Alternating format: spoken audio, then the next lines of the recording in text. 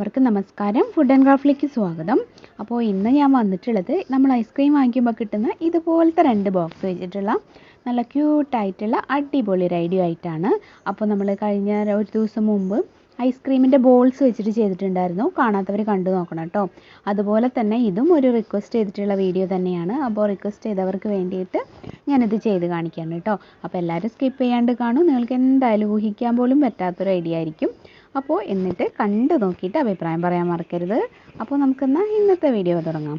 അപ്പോൾ ഞാൻ ഇതുപോലത്തെ 2 ബോക്സൊക്കെ തപ്പിയെടുത്ത് വന്നിട്ടുണ്ട്. കണ്ടില്ലേ? അപ്പോൾ ഇത്രയ്ക്ക് ഹൈറ്റ് ഉള്ളതല്ലാണ്ട് 1/2 കിലോ ഐസ്ക്രീം വരുന്ന ഒരു ബോക്സിൽ ഇതിൻ്റെ പകുതിയായിട്ട് കുറച്ചും കൂടി ഒരു റൗണ്ട് കൂടുതലായിട്ട് അതായാലും മതി കേട്ടോ. അപ്പോൾ എന്തായാലും 2 എണ്ണം വേണം നമ്മുടെ ഈ ഒരു ഐഡിയയ്ക്ക് വേണ്ടിയിട്ട്. അപ്പോൾ ആദ്യം നമ്മൾ ഈ ഒരു സ്റ്റിക്കറൊക്കെ മാറ്റി കളഞ്ഞ് കഴുകിയെടുക്കുകയാണെങ്കിൽ കൂടുതൽ നല്ലതാണ്. അപ്പോൾ ഞാനിത് പെട്ടെന്നാണ് ചെയ്യാമെന്ന് വിചാരിച്ചത്. അപ്പോൾ എന്തായാലും ഈ ഒരു സ്റ്റിക്കർ റിമൂവ് ചെയ്യാനുള്ള ടൈമൊന്നുമില്ല.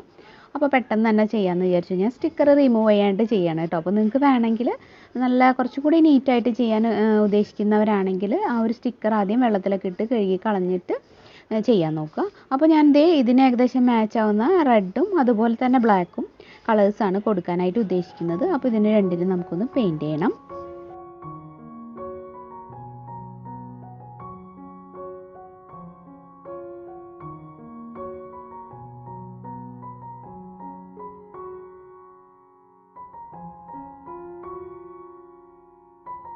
പിന്നെ ഞാൻ ഇതുപോലെ കുറച്ച് പ്ലാസ്റ്റിക് ബോട്ടിൽസിൻ്റെ മൂടികൾ എടുത്തിട്ടുണ്ട്. ഒരു 12 എണ്ണം തപ്പിയെടുത്തിട്ടുണ്ട് കേട്ടോ. ഇനി നമുക്ക് ഇതിനും കുറച്ച് പെയിൻറ്റ് ചെയ്യണം. അപ്പോൾ ഞാൻ മഞ്ഞ കളറാണ് ഇതിന് കൊടുക്കുന്നത്. പിന്നെ 2 ഡെറ്റോളിൻ്റെ മൂടികളാണത്, കുറച്ച് നീളത്തിലുള്ളത്. അതിന് 2നും ബ്ലാക്കും കേട്ടോ. അപ്പോൾ അത്രയും കൊടുത്തിട്ട് ഉണങ്ങിയിട്ട് കാണാം.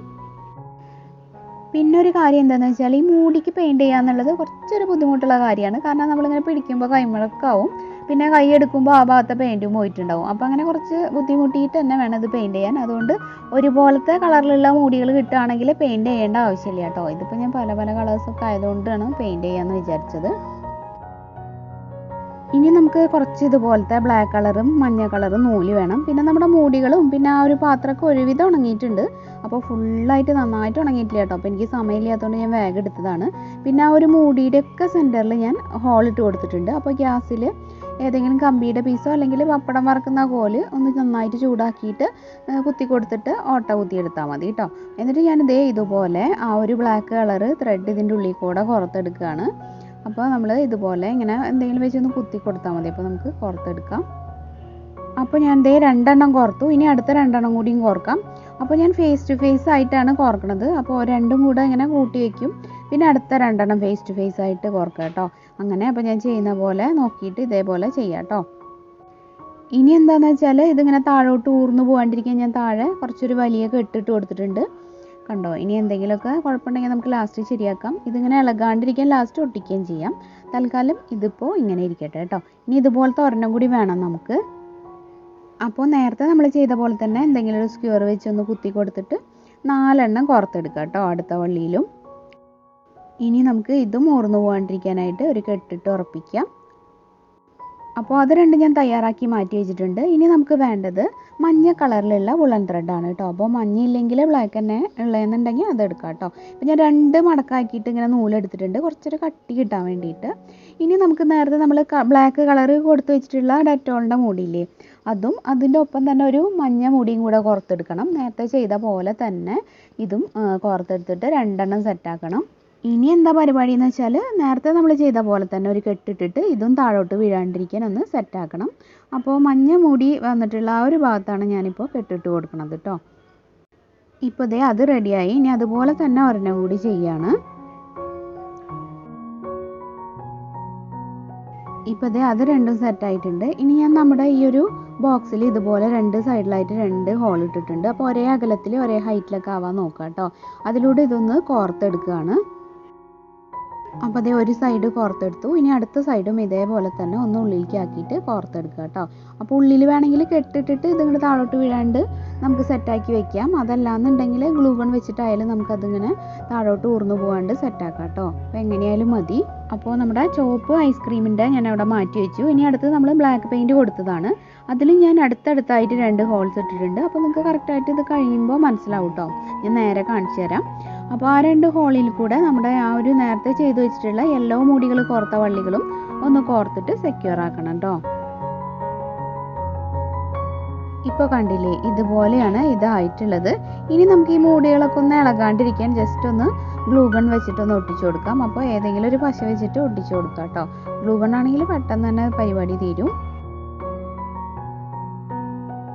ഞാനിതിൻ്റെ ഉൾഭാഗത്തും ഒന്ന് ഗ്ലൂ ഗൺ ആക്കുന്നുണ്ട്. അപ്പോൾ ഒരേ ലെങ്ത്തിൽ ഇതിങ്ങനെ ഇഴുകി വീഴാണ്ട് ഇങ്ങനെ ശരിക്കിരുന്നോളും. അല്ലെങ്കിൽ നമുക്ക് എന്തെങ്കിലും കെട്ടിട്ടിട്ട് സെക്യൂർ ആക്കി വെച്ചാലും മതി കേട്ടോ. അങ്ങോട്ട് പോരാണ്ടിരിക്കണം, അത്രയ്ക്കേ ഉള്ളൂ. അതുപോലെ തന്നെ നമുക്ക് ചോപ്പിനും ആ ഒരു വള്ളി പോരാണ്ടിരിക്കാൻ ഉള്ളിലൊന്ന് പശയാക്കി കൊടുക്കാം കേട്ടോ. ഇനി ഞാൻ ഇത് രണ്ടും തമ്മിൽ കൂട്ടി ഒട്ടിക്കുകയാണ്. അപ്പോൾ താഴെ ഭാഗത്ത് ബ്ലാക്ക് ആണ് വെച്ചിട്ടുള്ളത്. ബ്ലാക്ക് ബോക്സ് ഇങ്ങനെ കമത്തി വെച്ചിട്ടുണ്ട്. എന്നിട്ട് ഞാൻ ഗ്ലൂ ഗൺ തേച്ചിട്ട് നമ്മുടെ റെഡിനെ ഇതിൻ്റെ മുകളിൽ വെച്ചിട്ട് ഒട്ടിക്കുകയാണ് കേട്ടോ. അപ്പോൾ കറക്റ്റായിട്ട് ഒന്ന് ഒട്ടിച്ച് വെക്കുക. കണ്ടോ, അപ്പോൾ ഇതുപോലെ ആയിട്ടുണ്ട്. അപ്പോൾ അതേ ഞാൻ പഴയ ഒരു ഡോളിൻ്റെ 2 കണ്ണുകൾ എടുത്തിട്ടുണ്ട്. അപ്പോൾ ഇതിന് പകരം നിങ്ങൾക്ക് വേണമെങ്കിൽ പേപ്പറിൽ ഇതുപോലെ വരച്ചിട്ട് ഒട്ടിച്ചു കൊടുത്താൽ മതി. അല്ലെങ്കിൽ ഡയറക്റ്റായിട്ട് ഈ ഒരു ബോക്സിൽ പെയിൻറ്റ് ചെയ്ത് ആക്കാൻ അറിയുന്നുണ്ടെങ്കിൽ അങ്ങനെ ചെയ്യാം. ഫോം ഷീറ്റിൽ വേണമെങ്കിൽ ഫോം ഷീറ്റിലും വൈറ്റ് ഫോം ഷീറ്റിൽ ഇതുപോലെ കണ്ണിൻ്റെ ഷേപ്പ് കട്ട് ചെയ്തെടുക്കുക. നടുവിൽ കറുപ്പ് പെയിൻറ്റ് കൊടുത്തിട്ട് ഒരു ഉള്ളിലത്തെ കൃഷ്ണമണി പോലെ ചെയ്തെടുത്താൽ മതി കേട്ടോ.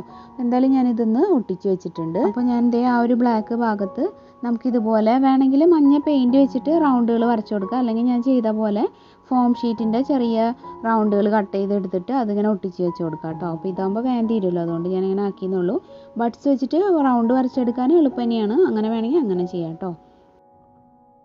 ഇനി ഞാൻ ഇതുപോലെ ഇങ്ങനെ വായേൻ്റെ ഷേപ്പ് ഒന്ന് ജസ്റ്റ് വരച്ചു കൊടുക്കുന്നുണ്ട് പെർമനൻറ്റ് മാർക്കർ വെച്ചിട്ട്.